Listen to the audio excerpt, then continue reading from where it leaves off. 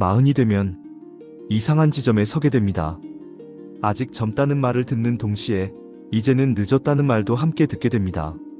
그 두 문장은 위로도 아니고 경고도 아니어서 마음을 더 어지럽힙니다. 마흔의 기술은 바로 이 혼란스러운 지점에서 이야기를 시작합니다. 마흔을 실패의 나이로 규정하지도 않고 성공과 실패로 나누지도 않습니다. 대신 이렇게 바라봅니다. 마흔은 인생을 다시 기술적으로 다뤄야 하는 시기라고. 이 말이 오래 남는 이유는 마흔이 되면 대충 살아온 사람보다 열심히 살아온 사람이 더 흔들리기 때문입니다. 우리는 도망치지 않았고 해야 할 책임을 외면하지 않았고 각자의 자리에서 나름 최선을 다해 살아왔습니다. 그런데도 어느 순간 문득 이런 질문 앞에 서게 됩니다. 이 길이 맞는 걸까? 나는 잘 살아온 걸까? 이 책은 그 질문을 부정하지 않습니다. 오히려 그 질문이 지금 이 시기에 꼭 필요한 질문이라고 말합니다. 마흔은 결과가 드러나는 나이가 아니라 방향을 다시 맞추는 시기에 가깝기 때문입니다. 우리는 인생의 전반부를 너무 빠르게 지나왔습니다.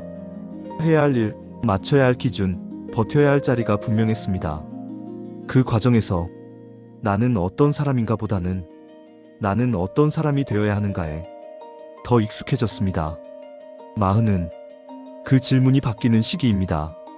어떤 사람이 되어야 하는지가 아니라 어떤 사람으로 살아도 괜찮은지를 처음으로 진지하게 묻게 되는 시기.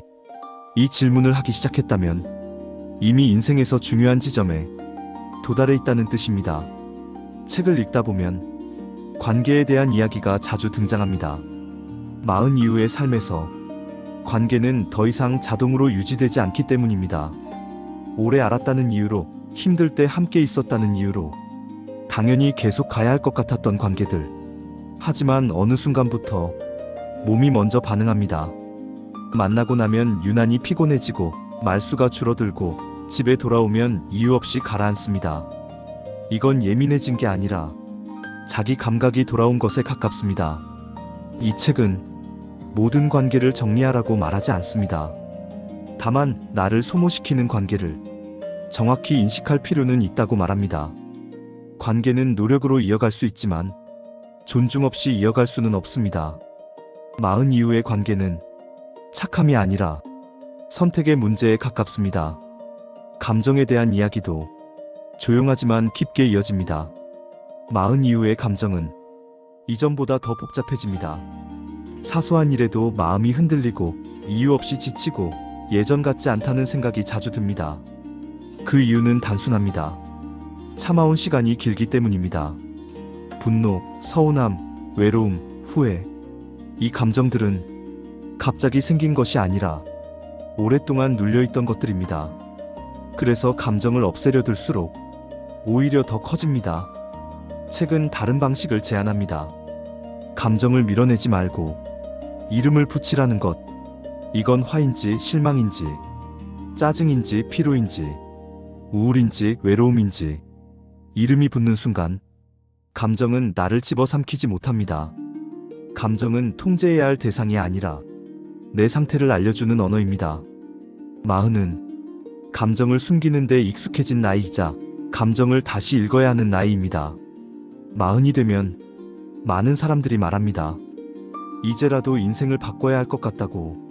하지만 이 책은 그 말에 조용히 제동을 겁니다. 마흔 이후의 변화는 크지 않아도 됩니다. 대신 분명해야 합니다. 모든 걸 바꾸려 하지 말고 하나만 바꾸라는 이야기입니다. 하루의 리듬 하나, 나를 대하는 말투 하나, 스스로에게 허락하는 기준 하나. 마흔 이후의 삶은 도약이 아니라 조정에 가깝습니다. 속도를 줄이고 방향을 맞추는 일. 이 작은 조정이 시간을 두고 전혀 다른 삶으로 이어집니다. 이 책이 인상적인 이유는 삶의 태도를 아주 일상적인 것들로 설명하기 때문입니다. 그중 하나가 온 이야기입니다. 젊을 때는 무엇을 입어도 가능성으로 보입니다. 조금 어설퍼도, 조금 부족해도 아직 젊으니까 라는 말이 따라옵니다. 하지만 어느 순간부터 옷은 취향이 아니라 메시지가 됩니다. 자기 자신을 포기했는지, 아직 돌보고 있는지, 오늘을 살고 있는 사람인지. 잘 입으라는 말은 더 꿈이라는 뜻이 아닙니다. 아직 나를 대충 대하지 않는다는 신호, 오늘의 나를 존중한다는 표시. 말도 마찬가지입니다. 젊을 때의 말은 순간의 감정으로 받아들여지지만 마흔 이후의 말은 삶의 태도로 읽힙니다. 늘 불평으로 시작하는 말, 타인을 깎아내리는 농담, 습관적인 자기 비하. 잠깐은 시원할 수 있지만 시간이 지날수록 사람을 멀어지게 합니다. 말을 예쁘게 하라는 건 착한 척을 하라는 뜻이 아닙니다. 불필요하게 자신을 낮추지 않고 불필요하게 타인을 상처 주지 않는 것.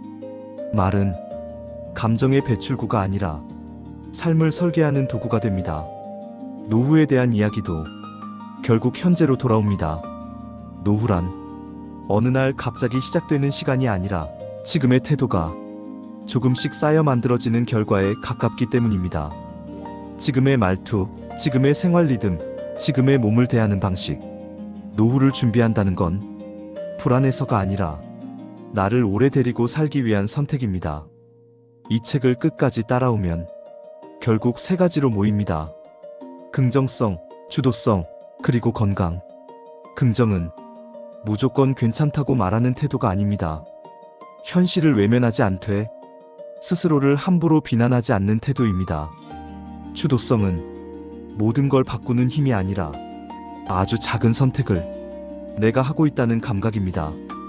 오늘의 식사, 오늘의 말 한마디, 오늘의 속도. 그 감각이 살아있을 때 삶은 다시 움직이기 시작합니다. 건강은 목표가 아니라 기반입니다. 몸이 버텨주지 않으면 아무것도 오래 갈 수 없습니다. 무리하지 않는 것, 지나치게 참지 않는 것, 몸이 보내는 신호를 조금 더 빨리 알아차리는 것. 마흔 이후의 삶은 더 잘 살기 위한 경쟁이 아니라 나를 함부로 쓰지 않기 위한 연습에 가깝습니다. 나를 포기하지 않는 태도, 나를 지키는 선택, 미래의 나를 배신하지 않는 하루. 이 책은 그걸 조용히 끝까지 이야기합니다. 지금 흔들리고 있다면 당신은 잘 가고 있는 겁니다. 인생이 멈춘 게 아니라 다음 장으로 넘어가기 전에 잠시 숨을 고르고 있는 중이니까요. 오늘 이 이야기가 당신의 하루를 조금 덜 함부로 대하게 만들었다면 그걸로 충분합니다. 여기까지 함께 해줘서 고맙습니다. 오늘도 그리고 내일도 당신의 속도로 잘 살아가시길 바랍니다.